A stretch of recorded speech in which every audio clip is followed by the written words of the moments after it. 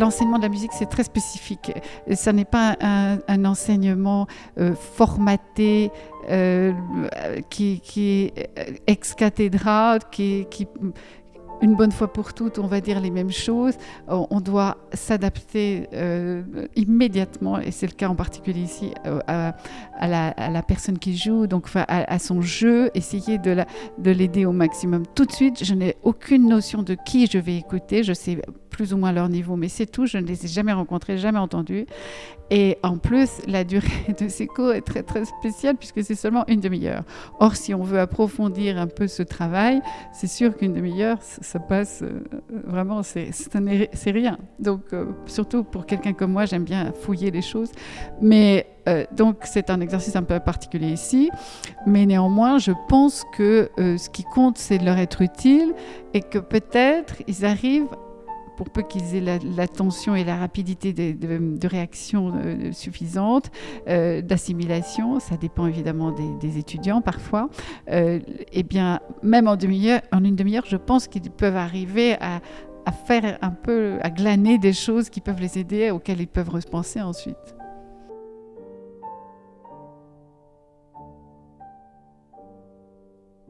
Je n'ai pas de... Autrefois, je pensais, quand j'ai démarré un peu, il y a bien des années, dans la pédagogie, enfin dans mes expériences de pédagogue, j'avais l'impression qu'on ne pouvait enseigner que les œuvres qu'on avait jouées soi-même. Or, ce n'est pas exact.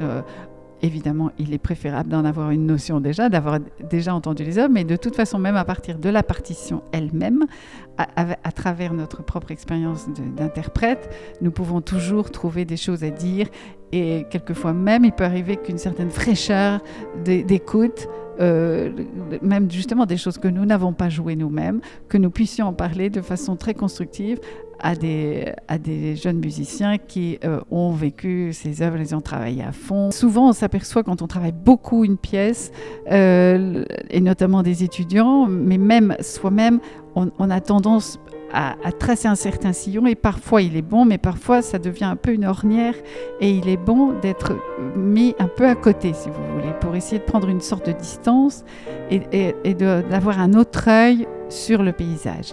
Et je pense qu'en effet, c'est à ça que servent des telles masterclass. Le fait que quelqu'un de nouveau les écoute, quelqu'un qui ne sait rien d'eux, et eux, éventuellement, ils savent un peu qui est cette personne, quand même un peu plus, mais l'un et l'autre, on se découvre d'une certaine façon à travers une œuvre. Donc, je pense que c'est un type de pédagogie très spécial par rapport au professeur qui va les suivre semaine après semaine dans leur année, les connaîtra bien, donc évidemment qui a à charge, c'est une autre charge, mais de les suivre dans leur développement, de les aider à s'épanouir. Et donc c'est un travail de fond et plus constant, mais c'est sur la durée. Tandis que moi, là, c'est pas sur la durée, ce sont des éclairs au passage, et on sait qu'on peut aussi, en effet, capter beaucoup de choses à travers un éclair.